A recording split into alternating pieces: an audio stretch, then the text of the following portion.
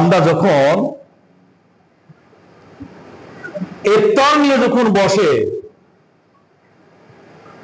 অথচ এখনো 5 minute 2 minute 3 minute সময় আছে, 1 মিনিট সময় আছে, সামনে যখন ইফতার নিয়ে এসে বসে, আল্লাহ রাব্বুল আলামিন সব জানার পরও আল্লাহ ফেরেশতাদেরকে সাক্ষী করেন, তোমরা আমার ফেরেশতা সাক্ষী থাকো, আজকে তোমরা দেখো আমার হুকুম তারা কি সুন্দরভাবে মেনে চলছে, সুন্দর তারা খাবার নিয়ে ইফতার নিয়ে বসেছে,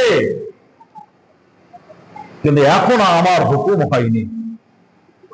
এদের আগে পেছনে কেউ তাদেরকে বাধা দেয়নি, তারা ইচ্ছে করলে খেতে পারত, কিন্তু না, তারা পরকালকে ভয় করে, আল্লাহকে ভয় করে।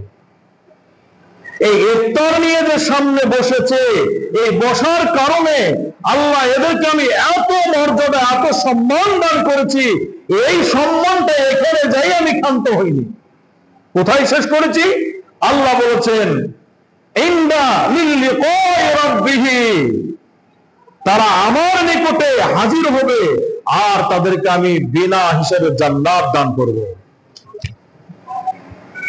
এই রমজান মাস, এই রমজান মাসে আল্লাহ সুবহানাহু ওয়া তাআলা তিনি বলেছেন রাইহান নামক একটি দরজা রয়েছে, এই দরজা দিয়ে জান্নাতবাসীরা প্রবেশ করবে। কিন্তু আপনার আমার রোজা আমাকে সঠিকভাবে করতে হবে। রোজা থাকার অবস্থায় আমাকে দুনিয়ার সমস্ত পাপাচার থেকে আমাকে বিরত থাকতে হবে। যে যত কথা কম বলবে দুনিয়ার চলার জীবনে, রমজান মাসে যে যত কথা কম বলবে তার ভুল তত কম হবে।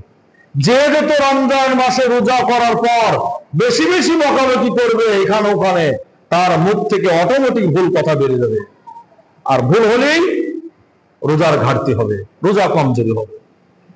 আমরা একটু চিন্তা ভাবনা করে চলবো ইনশাআল্লাহ, যে কদিন রোজার মাস বিশেষ করে চলবে। এই রমজান মাস সিয়াম সাধনার মাস, খুব গুরুত্বপূর্ণ ইবাদত আজকে আমরা পেয়েছি আমাদের কাছ থেকে মেহমান স্বরূপ।